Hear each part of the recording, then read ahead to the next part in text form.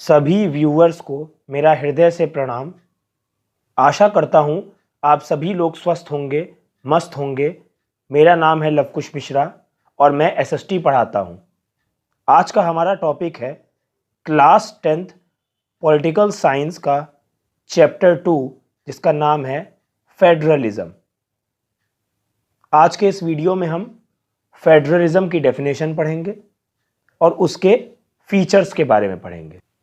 तो आइए इस टॉपिक को समझते हैं।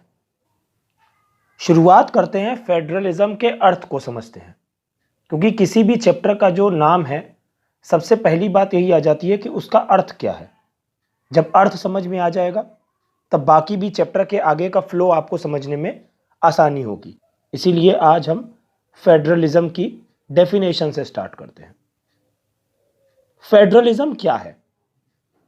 आपने क्लास 10th के सिविक्स के चैप्टर 1, जिसका नाम था पावर शेयरिंग, उसमें फॉर्म्स ऑफ पावर शेयरिंग एक टॉपिक पढ़ा है। उसमें कई तरीके हैं पावर शेयरिंग को बताने के लिए, अलग अलग फॉर्म्स हैं। उसमें horizontal form of power sharing है, vertical form of power sharing है, बिटवीन प्रेशर ग्रुप्स है, बिटवीन सोशल ग्रुप्स है। अलग अलग तरीके दिए हैं फॉर्म्स ऑफ पावर शेयरिंग को बताने के। उन्हीं अलग अलग तरीकों में से एक तरीका है vertical form of power sharing. उसमें कहा गया है कि when power is divided among different levels of government, then it is known as vertical form of power sharing. Vertical form of power sharing क्या होता है? जब हम गवर्नमेंट की पावर को डिफरेंट लेवल्स पर डिवाइड करके उसमें पावर शेयरिंग कर देते हैं। मतलब जब पावर को, सीधी सी बात है, जब हम डिफरेंट लेवल्स पर शेयर करते हैं गवर्नमेंट के, तो इसको बोलते हैं vertical form of power sharing. और vertical form of power sharing को ही फेडरलिज्म भी बोलते हैं। Vertical form of power sharing is also known as federalism. तो यही जो vertical form of power sharing हमने पढ़ा था, इसी पर हमारा फेडरलिज्म चैप्टर पूरा बेस्ड है। मतलब उसी बात को हम आगे विस्तार से समझेंगे इस पूरे के पूरे चैप्टर में। तो शुरुआत करते हैं, एक बार फिर से वापस आ जाते हैं अपने टॉपिक पर। फेडरलिज्म की डेफिनेशन यहां पर लिखा हुआ है, federalism is a system of government in which the power is divided between a central authority and various constituent units of the country। इसका क्या मतलब है? इस डेफिनेशन का यह मतलब है कि लोकतंत्र में सरकार बनाने का वह व्यवस्था या फिर सरकार की वह व्यवस्था जिसमें पावर को हमें डिवाइड करना है between a central authority and various constituent units of the country. मतलब जब हम सरकार की पावर को केंद्र सरकार और राज्य सरकार के बीच में डिवाइड कर देते हैं, तो उसको हम बोलते हैं फेडरलिज्म। यहाँ पर कॉन्स्टिट्यूएंट यूनिट का इस्तेमाल इसलिए किया गया है क्योंकि स्टेट गवर्नमेंट का पूरे वर्ल्ड में अलग अलग नाम है। जैसे कहीं पर प्रोविंशियल गवर्नमेंट बोलते हैं, हमारे यहाँ स्टेट गवर्नमेंट बोलते हैं। तो कोई दिक्कत नहीं है, अगर आप लोग स्टेट गवर्नमेंट भी अगर एग्जाम में लिखेंगे तो कोई परेशानी की बात नहीं है। अगर इंडियन कॉन्टेक्स्ट में बात करें तो हमारे यहाँ स्टेट गवर्नमेंट ही बोला जाता है। लेकिन जब हम वर्ल्ड लेवल पे बात करते हैं तो वहाँ पे कॉन्स्टिट्यूएंट यूनिट टर्म का इस्तेमाल होता है, क्योंकि स्टेट गवर्नमेंट का नाम पूरे वर्ल्ड में अलग अलग है। तो उम्मीद है आपको समझ में आ गया होगा कि फेडरलिज्म सरकार का वह स्ट्रक्चर है जिसमें पावर को सेंट्रल और स्टेट लेवल पर डिवाइड किया जाता है। मतलब सीधी सी बात है, डिफरेंट लेवल्स में डिवाइड किया जाता है। अब बात आती है कि नेक्स्ट पॉइंट की, कि usually a federation has 2 levels of government. जब हम पूरे वर्ल्ड में देखते हैं तो जनरली पूरे वर्ल्ड में 2 लेवल ऑफ गवर्नमेंट एग्जिस्ट करता है। First one is central government and second one is state government.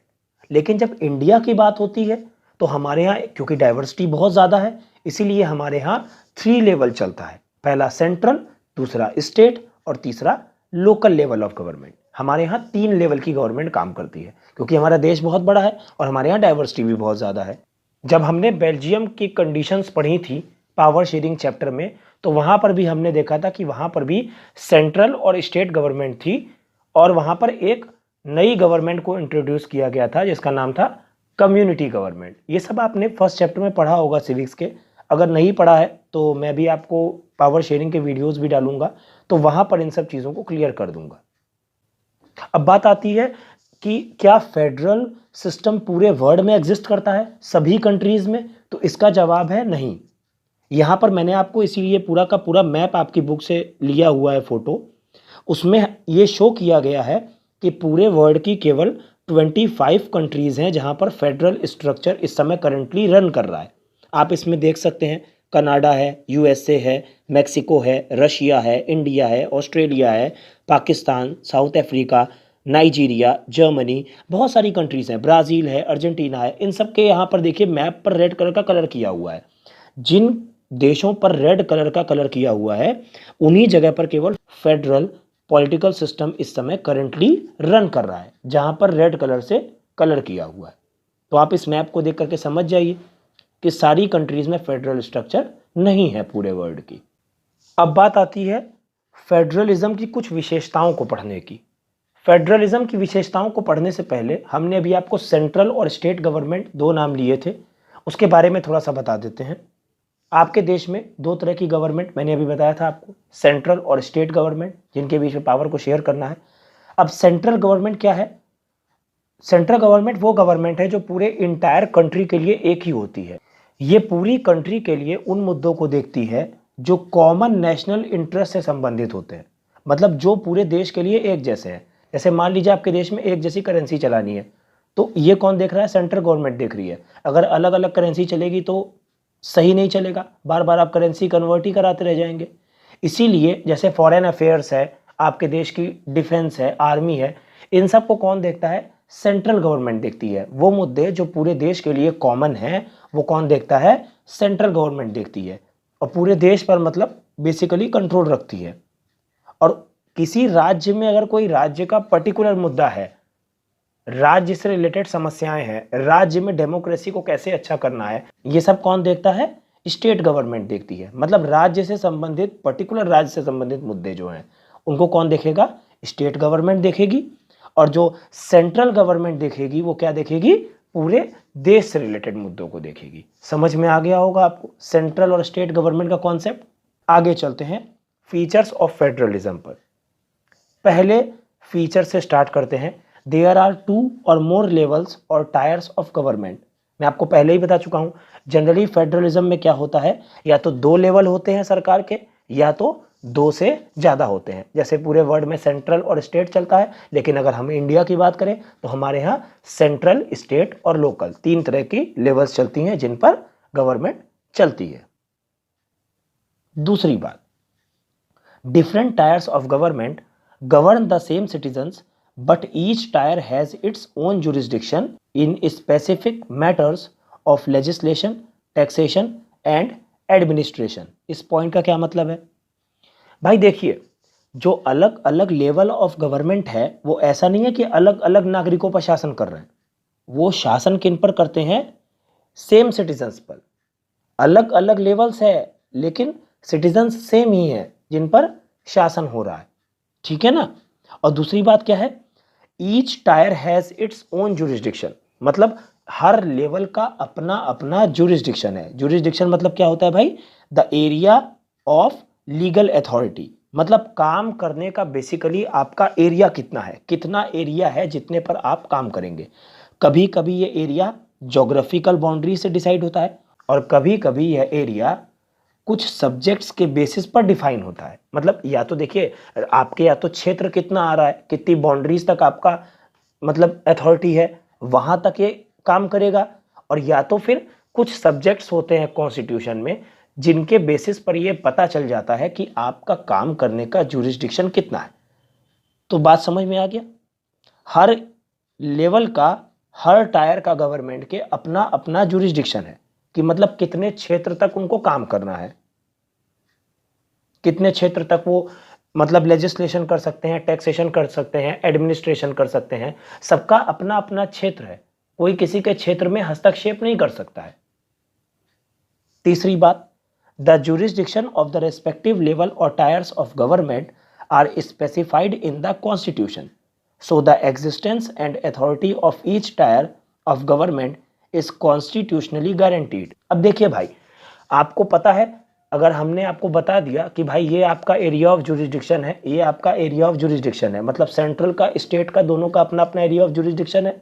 लेकिन इस एरिया ऑफ जुरिस्डिक्शन को अगर हमें जानना है तो हमें जाना कहाँ पड़ेगा? मतलब देखिए, बात तो कोई किसी की मानेगा नहीं। मान लीजिए कल को अगर कोई स्टेट गवर्नमेंट के एरिया में सेंट्रल गवर्नमेंट हस्तक्षेप कर दे और कह दे कि ये हमारा एरिया है, तो ये कौन बताएगा कि एरिया ऑफ जुरिसडिक्शन है कितना? तो ये जानने के लिए हमको जाना पड़ेगा संविधान की शरण में। हमारे देश का जो कॉन्स्टिट्यूशन है उसमें हर गवर्नमेंट का, हर टायर का एरिया ऑफ जुरिसडिक्शन लिखा हुआ है। हम बोलते हैं ना अक्सर डिबेट्स में कि जाइए संविधान पढ़ के आइए, वहां पर लिखा हुआ है आपका एरिया ऑफ जुरिसडिक्शन कितना है। तो वो इसीलिए बोलते हैं क्योंकि एरिया ऑफ जुरिसडिक्शन जो है वो कॉन्स्टिट्यूशन में पर्टिकुलरली हर गवर्नमेंट का स्पेसिफाइड है कि भाई आपके लिए इतने सब्जेक्ट हैं, आप इतने सब्जेक्ट पर नियम कानून बनाइए, आपके लिए ये सब्जेक्ट्स हैं, आप उन सब्जेक्ट्स पर नियम कानून बनाइए। ये जब मैं आपको तीनों लिस्ट पढ़ाऊंगा ना, स्टेट लिस्ट, यूनियन लिस्ट और कॉन्करेंट लिस्ट, तो वहां पर आपको ये बातें और ज़्यादा क्लियरली समझ में आ जाएंगी। अभी के लिए आप ये समझ लीजिए कि हर टायर का गवर्नमेंट के अपना अपना एरिया ऑफ जुरिसडिक्शन होता है, जो कि कहां पर लिखा होता है? संविधान में लिखा होता है। Fourth point, the fundamental provisions of the constitution can not be unilaterally changed by one level of government, such changes require the consent of both the levels of government. अब ये वाला पॉइंट समझिए। मान लीजिए कि सेंट्रल गवर्नमेंट आपके देश में ज़्यादा पावर हासिल करने का प्रयास करे, और जब सेंट्रल गवर्नमेंट ज़्यादा पावर हासिल करने का प्रयास करेगी तो वो स्टेट गवर्नमेंट को दबाने का प्रयास करेगी, या तो फिर ये प्रयास करेगी कि स्टेट गवर्नमेंट उसके सबऑर्डिनेट हो जाए। मान लीजिए कल को सेंट्रल गवर्नमेंट ये कह दे कि हमको देश में फेडरल सिस्टम नहीं चाहिए, तो क्या वो अकेले फेडरल सिस्टम में चेंज कर सकती है? जवाब है नहीं। हमारे देश के फेडरल सिस्टम में अगर चेंज करना होगा तो उसके लिए आपको सेंट्रल गवर्नमेंट, स्टेट गवर्नमेंट दोनों को ही राजी होना पड़ेगा। जब दोनों लोग सहमति देंगे तभी वो सिस्टम में कोई परिवर्तन हो सकता है, या फिर फेडरल सिस्टम को हमारे देश से हटाया जा सकता है। यहाँ पर लिखा हुआ है ना कि can not be unilaterally changed, मतलब अगर कोई एक लेवल ये चाहे कि हम संविधान के स्ट्रक्चर में, फेडरल स्ट्रक्चर में चेंजेस कर दें, उसको बदल दें अपने हिसाब से, तो ये पॉसिबल नहीं है। दोनों गवर्नमेंट को ये चाहना पड़ेगा। जब दोनों गवर्नमेंट आपस में सहमत होंगे तभी कुछ चेंजेस आ पाएंगे। पांचवा point, courts have the power to interpret the constitution and the powers of different levels of government. The highest court act as an umpire if disputes arise between different levels of government in the exercise of their respective powers। इस point को समझिए। अब ये बात समझ में आती है कि देखिए, जनरली ये समस्या आती है कि संविधान में लिखी हुई बात का लोग अपने अपने हिसाब से मतलब समझ लेते हैं। स्टेट गवर्नमेंट ने अपने हिसाब से मतलब समझा, सेंट्रल गवर्नमेंट ने अपने हिसाब से मतलब समझ लिया, और जब सब लोग अपने अपने हिसाब से मतलब समझना चालू कर देते हैं तब शुरू हो जाती है टकराव की स्थिति, कॉन्फ्लिक्ट आ जाता है। अब ये बात आ जाती है कि संविधान में लिखी हुई बात का सही मतलब कौन बताएगा? तो हमारे देश में हमने जुडिशियरी को रखा है। जुडिशियरी का काम क्या है? नागरिकों के अधिकारों की रक्षा करना, पीपल्स के राइट्स की सुरक्षा प्रदान करना। ये काम किसका है भाई? जुडिशियरी का काम है। और दूसरा काम जुडिशियरी का ये भी है कि संविधान में लिखी हुई बातों को इंटरप्रेट करना, मतलब संविधान में क्या लिखा हुआ है उसकी व्याख्या करने का अधिकार किसको है? जुडिशियरी को है, कोर्ट को है, हाई कोर्ट, सुप्रीम कोर्ट। ये सब क्यों बनी हुई है? ये इसीलिए बनी हुई है कि संविधान में लिखी हुई बात पर अगर कल को कोई टकराव हो जाए, जो कोर्ट के जज हैं उनका ये कर्तव्य है कि वो संविधान में लिखी हुई बात का सही अर्थ सबको बताएं। दूसरी बात क्या है? अगर मान लीजिए सेंट्रल और स्टेट गवर्नमेंट के बीच में झगड़ा हो जाए, या फिर स्टेट और स्टेट गवर्नमेंट के बीच में झगड़ा हो जाए, या फिर स्टेट और लोकल गवर्नमेंट के बीच में झगड़ा हो जाए, कहीं भी झगड़ा हो जाए, अब इस झगड़े को सुलझाएगा कौन? इस झगड़े में अंपायर की भूमिका कौन निभाएगा? तो फिर यहीं पर बात आ जाती है कि जो हाईएस्ट कोर्ट है, मतलब सुप्रीम कोर्ट जो है हमारे देश की, वो इसमें अंपायर की भूमिका निभाती है, और इनके जो आपसी जो मतभेद होते हैं, जो आपसी टकराव हैं, उनको सुलझाने का प्रयास करती है या फिर उनको सुलझाने का रास्ता देती है। छठा पॉइंट क्या कहता है? Sources of revenue for each level of government are clearly specified to ensure its financial autonomy.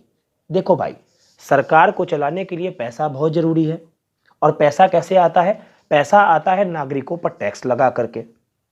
अब कल को ये ना हो जाए कि सेंट्रल गवर्नमेंट के हाथ में सारा का सारा पैसा आ जाए और स्टेट गवर्नमेंट के हाथ में कुछ भी पैसा ना आए। इसीलिए हमारे देश में सेंट्रल और स्टेट गवर्नमेंट फाइनेंशियल ऑटोनॉमी उनको मिली हुई है कि भाई आप लोग अपने अपने रेवेन्यू के रिसोर्सेज के लिए इंडिपेंडेंट हैं। इसीलिए हमारे ऊपर सेंट्रल का भी टैक्स लगता है और स्टेट का भी लगता है। आपने CGST और SGST सुना होगा, दोनों तरह का GST आपको लगता है। आप कहीं पर होटल में खाना खाने जाते हैं, वहाँ पर भी आपको टैक्स लगता है। आप मूवी देखने जाते हैं, वहाँ पर भी आपके ऊपर इंटरटेनमेंट टैक्स लगता है। इसीलिए अलग अलग तरीके के आपके ऊपर टैक्स लगाए जाते हैं जिससे गवर्नमेंट के पास रेवेन्यू आए। और जब ये रेवेन्यू गवर्नमेंट के पास आ जाएगा, जब गवर्नमेंट के पास बेसिकली पैसा आ जाएगा, तो वही पैसा पब्लिक वेलफेयर के लिए गवर्नमेंट लगाती है।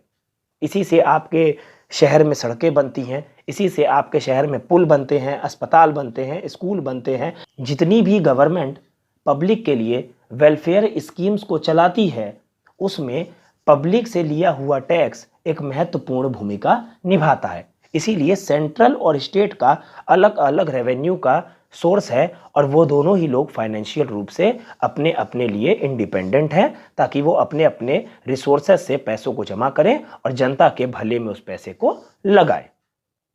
7वां पॉइंट है, द फेडरल सिस्टम दस has dual objectives to safeguard and promote unity of the country while at the same time accommodate regional diversity। इस पॉइंट का क्या मतलब है कि फेडरल सिस्टम जो है उसके पास ड्यूअल ऑब्जेक्टिव है, मतलब दो दो उद्देश्य हैं।